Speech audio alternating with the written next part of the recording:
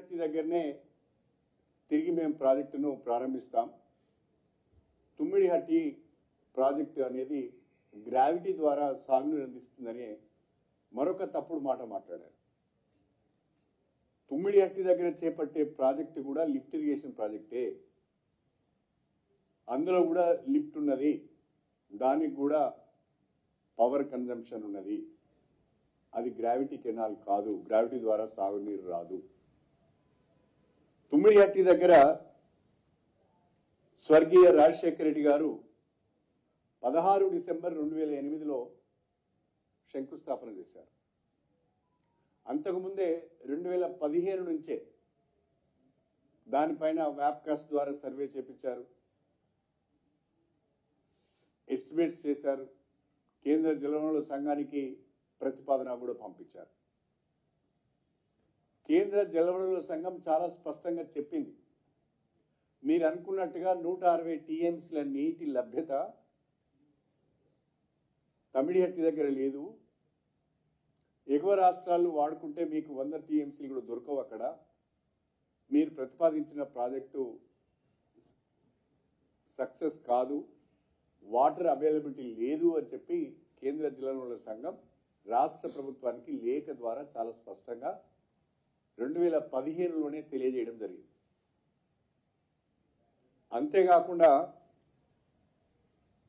మహారాష్ట్ర ప్రభుత్వం ముఖ్యమంత్రి, అప్పుడున్న ముఖ్యమంత్రి చాలా స్పష్టంగా మన రాష్ట్ర ముఖ్యమంత్రి కిరణ్ కుమార్ రెడ్డి గారికి లెటర్ రాస్తూ, మీరు తొందరపడి తమిడిహట్టి దగ్గర 152 మీటర్ల ఎత్తుతోని బరాజ్ ప్రాజెక్ట్ నిర్మాణం చేస్తున్నారు, దానికి మేము ఒప్పుకోవడం లేదు. 148 మీటర్లకే మీరు పరిమితమై ప్రాజెక్టు కట్టుకోవాలి, లేకుంటే మా మహారాష్ట్రలో సబ్మెర్జెన్స్ వస్తున్నది, మా ప్రజలు ఒప్పుకోవడం లేదు, దీనికి మేము సమ్మతించము. మీరు యూనిలేటరల్గా అంటే మా అంగీకారం లేకుండానే కనుక మీరు నిర్మాణం చేస్తే జరగబోయే పరిణామాలకు మీరే బాధ్యత వహించవలసి వస్తుంది, మీరు పెట్టే ఖర్చంతా కూడా నీళ్ల పాలవుతుందని చెప్పి ఆయన చాలా స్పష్టంగా ఒక లెటర్, ఇది 5 అక్టోబర్ 2013న మహారాష్ట్ర ముఖ్యమంత్రి గారు మన రాష్ట్ర ముఖ్యమంత్రి కిరణ్ కుమార్ రెడ్డి గారికి ఒక లేఖ రాశారు. అదేవిధంగా సెంట్రల్ వాటర్ కమిషన్, ఇదైతే సెంట్రల్ వాటర్ కమిషన్ కూడా మనకు ఒక లెటర్ రాసింది, సిడబ్ల్యూసి డేటెడ్ అగైన్, ఇది కూడా 2008లోనే. వీళ్ళు కూడా చాలా స్పష్టంగా చెప్పారు, వాటర్ అవైలబిలిటీ లేదు, మీరు స్టోరేజ్ రిజర్వాయర్లను కూడా పెంచుకోవాల్సిన అవసరం ఉన్నది, మరి ఆ రకంగా మీ ప్రతిపాదన లేదు, ఇది మేము వాటర్ అవైలబిలిటీ లేనప్పుడు దీన్ని అంగీకరించే అవకాశం లేదు అని చెప్పి వాళ్ళు కూడా చాలా స్పష్టంగా సిడబ్ల్యూసి కూడా చెప్పింది. అంటే కేంద్ర జలవనరుల సంఘం తమిడిహట్టి దగ్గర మీరు అనుకున్నట్టుగా 160 టీఎంసీల వాటర్ అవైలబిలిటీ ఉండడం లేదు, కాబట్టి అక్కడ ప్రాజెక్టు కట్టుకోవడం వల్ల లాభం లేదు అని చాలా స్పష్టంగా చెప్పారు. మహారాష్ట్ర ప్రభుత్వం 152 మీటర్ల ఎత్తుతో మీరు ప్రాజెక్టు కనుక కట్టినట్లయితే దానికి మేము సమ్మతించడం లేదు, దానికి పూర్తి బాధ్యత మీరే వహించాలని చెప్పి మనకు లేఖ రాసి, అయినా కూడా డిసెంబర్ 16, 2008లో అప్పటి ముఖ్యమంత్రి రాజశేఖర రెడ్డి గారు దీనికి ఫౌండేషన్ వేశారు. 2008 నుంచి జూన్ 2014 వరకు కాంగ్రెస్ పార్టీ అప్పటి ఆంధ్రప్రదేశ్లో అధికారంలో ఉన్నది. నేను అడుగుతున్నా, ప్రస్తుతం ఉన్న కాంగ్రెస్ పార్టీ నాయకులు ఆనాడు కూడా ఉన్నారు మంత్రులుగా, ఈనాడు మంత్రులుగా ఉన్న వాళ్ళు కొంతమంది ఆనాడు కూడా మంత్రులుగా ఉన్నారు.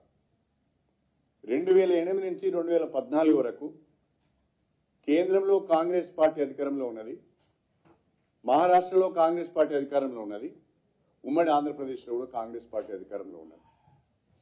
కేంద్రంలో 2 రాష్ట్రాల్లో అధికారంలో ఉన్న మీరు మహారాష్ట్రతోని ఒప్పందం చేసుకోలేకపోయారు, కేంద్ర జలవనరుల సంఘం నుంచి అనుమతి తెచ్చుకోలేకపోయారు. అది మీ వైఫల్యం కాదా అని నేను అడుగుతున్నా. ఫౌండేషన్ వేసిన రోజున 4 ఏళ్లలో పూర్తి చేస్తామన్నారు, కానీ 8 ఏళ్ళైనా కనీసము అనుమతులు కూడా మీరు తెచ్చుకోలేకపోయారు. అంతేకాకుండా ఆనాడు మీరు చాలా గొప్ప పని చేశారు. కొత్తగా ఈపీసీ అనే ఒక సిస్టాన్ని తీసుకువచ్చి, ఈపీసీ అంటే ఎస్టిమేట్ ప్రొక్యూర్ కన్స్ట్రక్షన్ అనే ఒక కొత్త సిస్టాన్ని తీసుకువచ్చి కాంట్రాక్ట్లకే అన్ని అవకాశాలు అధికారాలు కట్టబెట్టి ఎక్కడ లేని విధంగా మొబిలైజేషన్ అడ్వాన్స్ కూడా ఇచ్చారు. జీవోలు 0.5% మొబిలైజేషన్ అడ్వాన్స్ ఇస్తామని చెప్పి దాదాపు 2 to 5% మొబిలైజేషన్ అడ్వాన్స్ కూడా ఇచ్చారు. ఆ మొబిలైజేషన్ అడ్వాన్స్ల కొరకు దాదాపు 651 కోట్లు ఖర్చు పెట్టారు. సర్వే ఇన్వెస్టిగేషన్ కొరకు 829 కోట్లు ఖర్చు పెట్టారు. అదేవిధంగా భూసేకరణ కొరకు 16 కోట్లు, పనుల కొరకు 151 కోట్లు ఖర్చు పెట్టారు. మొత్తంగా వాళ్ళు దిగిపోయే వరకు 6,000 కోట్ల రూపాయలు 2014 జూన్ వరకు 6,116 కోట్లు ఆనాడున్న తమిళహట్టు పైన వాళ్ళు ఖర్చు చేయడం జరిగింది. కానీ ఒక ఎకరానికి కూడా సాగునీరు రాలేదు, ఎక్కడ కూడా పనులు ముందుకు సాగలేదు.